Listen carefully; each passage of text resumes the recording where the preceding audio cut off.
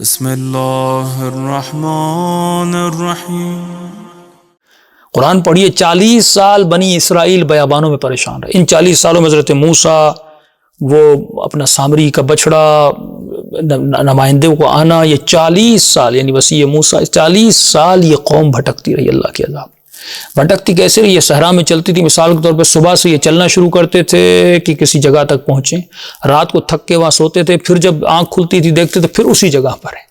یہ بڑا عذاب دہ وقت ہے، یعنی 40 سال آپ سفر کریں، مثلا کراچی سے نکلیں، آپ حیدرآباد تک پہنچیں، رات کو سو جائیں، پھر آنکھ کھولیں پھر کراچی میں بیٹھے ہوئے ہیں، پھر چلیں پھر وہیں بیٹھے ہوئے، 40 سال تک یہ اس عذاب میں مبتلا ہوئے۔ بالآخر خدا نے ان کی توبہ کو قبول کیا اور خطاب ہوا میں تمہیں نجات دوں گا، اب جب تم جاؤ گے منزل پر پہنچو گے اللہ تمہیں پلٹائے گا نہیں۔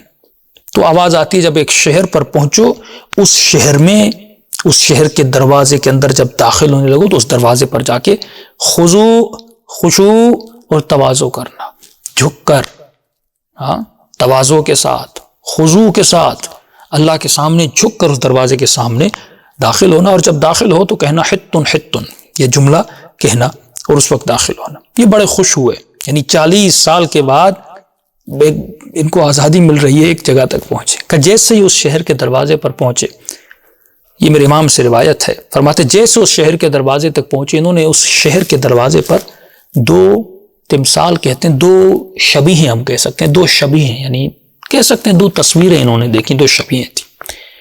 تو امام فرماتے ہیں ایک شبیہ جناب رسول کریم صلی اللہ علیہ وآلہ وسلم کی تھی، ایک جناب مولا امیر علی بن ابی طالب کی تھی۔ اور یہ ملتا ہے کہ تمام تر انبیاء نے خاتم المرسلین نبی پیدا نہیں ہوئے، لیکن اس سے پہلے ہر نبی نے رسول خدا کی اور مولا علی کی بیعت کی، یا کہیں کہ ان پر ایمان لایا اور ان کے سامنے تواضع اور خشوع اور خضوع کیا۔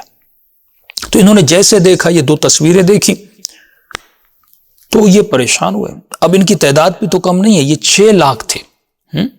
اب ان کے جو پیسے والے تھے انہوں نے غریبوں کو جمع کیا اور بولا کہ ہمارے نبی حضرت موسیٰ کے وصی جناب یوشع بن نون نے کہا تھا تم یہ کام کرنا، جب دروازے پر پہنچو تو وہاں پر خشوع اور خضوع جھکو کر کے داخل۔ کہا ہم نے تو یہ سمجھا تھا کہ دروازہ چھوٹا ہوگا اسی لیے ہمیں جھکنے کے لیے کہا گیا، کہ نہیں یہ دروازہ تو بہت بڑا ہے، تو ہمیں خشوع اور خضوع سمجھ میں نہیں آ رہا، اور ہم خشوع خضوع ان 2 انسانوں کے سامنے کریں جن کو بتایا گیا تھا یہ کون ہے کیا ہے، ان 2 انسانوں کے سامنے کریں جو ابھی پیدا بھی نہیں ہوئے، اور اس سے بڑی بات یہ بنی اسرائیل سے بھی نہیں ہے، یہ تو عرب کی نسل سے آئیں گے، تو ہم ان کے سامنے کیسے جھکیں؟ اور انہوں نے لوگوں کو برگلایا۔ تو انہوں نے کہا ایک کام کرتے ہیں، ہم دروازے کی طرف پیٹ کرتے ہیں اور اس طرح جاتے ہیں، اور حتن بھی نہیں بولیں گے، اس کی جگہ ہم بولیں گے حنطانا سمقانا، حنطانا سمقانا، یعنی سیدھا بھی نہیں جائیں گے تاکہ ان کا احترام۔ یہ تکبر آپ دیکھیں نا، یعنی 60 سال عذاب میں مبتلا ہونے کے بعد وہ تکبر کی رگ نہیں جا رہی، وہی جو آج یہودیوں میں آپ صفت دیکھتے ہیں کہ ہم پینٹ کر کے جائیں گے اور پھر جھک کے جائیں گے۔ ایسا بھی نہ ہو کہ ہم نے اللہ نے کہا جھک کے جانا، ہم نہ جھکیں پھر عذاب ہو، تو ہم پینٹ کر کے جائیں گے اور حتن کی جگہ پہ کہیں گے حنطانا سمقانا۔ اس کا مطلب کیا ہے؟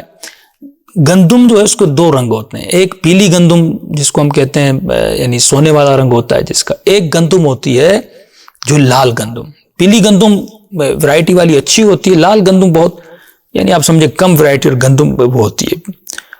تو انہوں نے کہا کہ لال گندم کو صاف کرو، یعنی آٹا بھی نہیں، لال گندم کو صاف کرنا بہتر ہے اس سے کہ ہم ان کے سامنے جھکیں، یعنی یہ ایک طرح کی بے احترامی، بے عزتی۔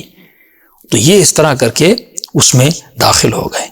پھر قرآن کی آیت فبدل الذین ظلموا قولا غیر الذی قیل لهم فانزلنا علی الذین ظلموا رجزا من السماء بما كانوا یفسقون، سورہ بقرہ کی آیت ہے۔ اب کہ تم نے تکبر کیا، فرمایا اللہ نے ان پر طاعون کی بیماری مسلط کی، اور اس قوم کے تقریباً 70,000 لوگ اس بیماری اور اس عذاب الہی میں مبتلا ہوئے اور مر گئے۔ سوال یہ ہے کہ یہ کس نے حکم دیا تھا کہ تم تواضع کرو؟ تم تکبر محمد اور علی کے سامنے نہیں کر رہے، یہ تکبر کس کے سامنے ہے؟ پروردگار عالم کے سامنے ہے۔